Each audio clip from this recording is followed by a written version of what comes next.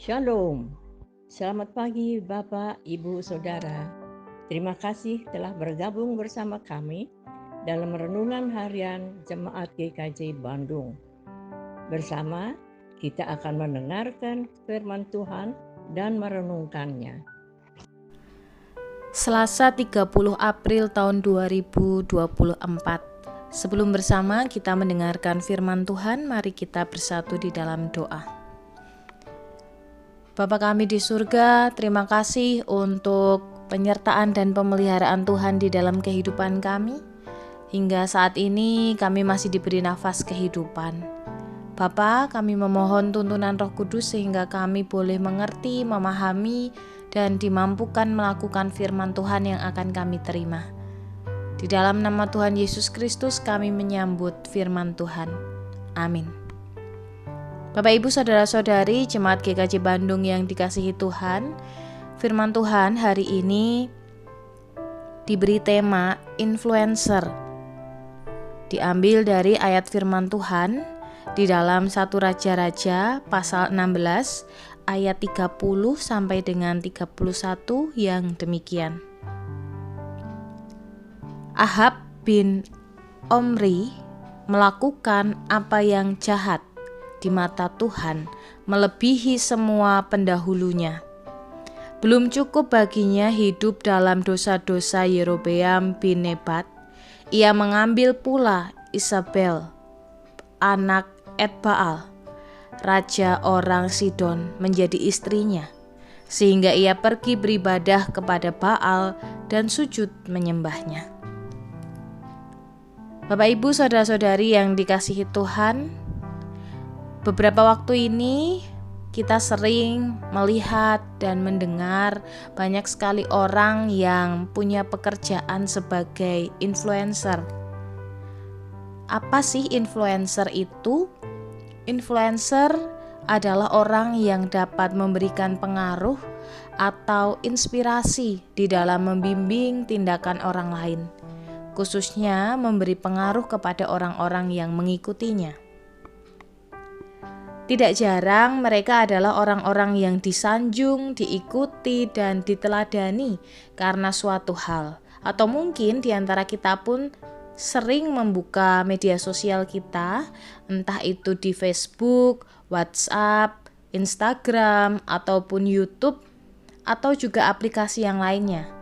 Kita mungkin sering mendengar video atau kata-kata dari motivator-motivator yang memberikan pandangan atau pendapatnya tentang kehidupan. Memang merupakan suatu pekerjaan atau hobi bahkan status yang sebenarnya sangat baik dan sangat memberikan dampak kepada orang-orang yang mendengarnya. Tetapi kita pun perlu terus mawas. Apakah benar apa yang disampaikan? Apakah tepat? Apakah memberikan pengaruh dan dampak yang positif, dampak yang baik, atau justru membuat dampak yang sebenarnya tidak terlalu baik bagi kita? Di dalam perikop yang kita baca hari ini, seorang raja Israel hidup dan bertumbuh di dalam lingkungan keluarga, bahkan juga pasangan yang justru memberikan dampak negatif. Sehingga ia pun tidak tahu dan tidak dapat membedakan mana yang baik dan mana yang jahat, mana yang menjadi kehendak Tuhan dan mana yang bukan. Dia adalah Raja Ahab, anak dari Raja Omri. Kalau kita melihat dari perikop-perikop sebelumnya, bagaimana kisah kehidupan Raja Omri, dia melakukan kejahatan lebih daripada pendahulunya. Tetapi setelah Omri mati, Ahab menggantikan dia menjadi raja. Ahab justru dikatakan melakukan yang lebih jahat daripada pendahulunya dan lebih menyakitkan hati Tuhan dari 7 raja sebelumnya. Ia adalah raja yang paling jahat di mata Tuhan karena dia membuat peribadatan kepada Baal dan dia sangat tekun menyembah Baal. Bapak Ibu Saudara-saudari yang dikasihi Tuhan, Ahab dikelilingi oleh orang-orang yang tidak hidup takut akan Tuhan, orang-orang yang tidak mengasihi Tuhan.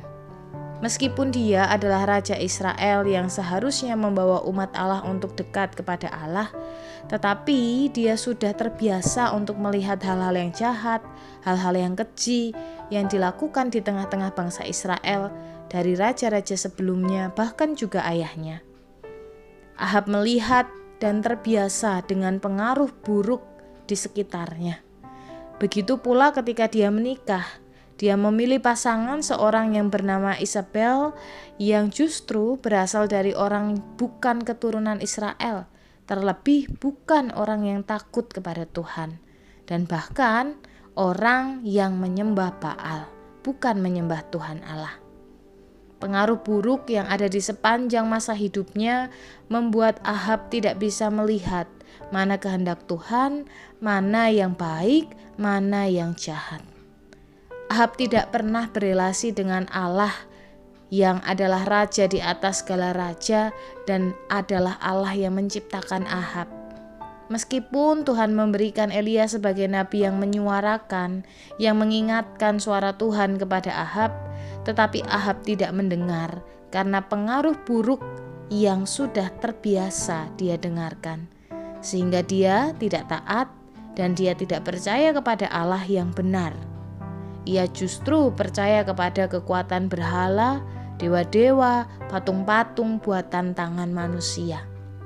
Bapak Ibu, saudara-saudari yang dikasihi Tuhan, pengaruh yang buruk membuat kita tidak bisa mendengar dan tidak peka, tidak mengerti mana kehendak Tuhan. Oleh sebab itu, penting bagi kita untuk hidup terbiasa mendengar suara Tuhan, sehingga kita dimampukan untuk memfilter mana pengaruh buruk yang tidak sesuai dengan firman Tuhan, mana pengaruh baik yang bisa menolong kita bertumbuh di dalam Tuhan. Relasi dengan Tuhan dan firman-Nya adalah satu-satunya hal yang dapat memagari kita dari hal-hal yang jahat di sekitar kita. Dan kita dapat mencari saudara-saudari seiman untuk menolong kita bertumbuh. Pilihlah juga tontonan yang bisa menolong kita untuk bertumbuh semakin mengenal dan mengasihi Tuhan. Melalui firman hari ini kita diingatkan untuk menjadi influencer atau pemberi pengaruh yang baik, membawa orang untuk semakin dekat dengan Tuhan sehingga lewat kehadiran kita orang lain semakin mengenal Tuhan. Kiranya Tuhan memberkati kita. Mari kita berdoa. Terima kasih Tuhan untuk firman Tuhan hari ini yang mengingatkan kami pentingnya memiliki relasi yang kuat dengan Tuhan. Tolong kami ya Tuhan untuk dapat memberikan pengaruh yang baik di tengah-tengah kehadiran kami. Sehingga banyak orang boleh semakin mengenal Tuhan lewat kehadiran kami dimanapun kami berada. Tolonglah kami Tuhan untuk dapat melakukan firman Tuhan. Di dalam nama Tuhan Yesus kami berdoa. Amin.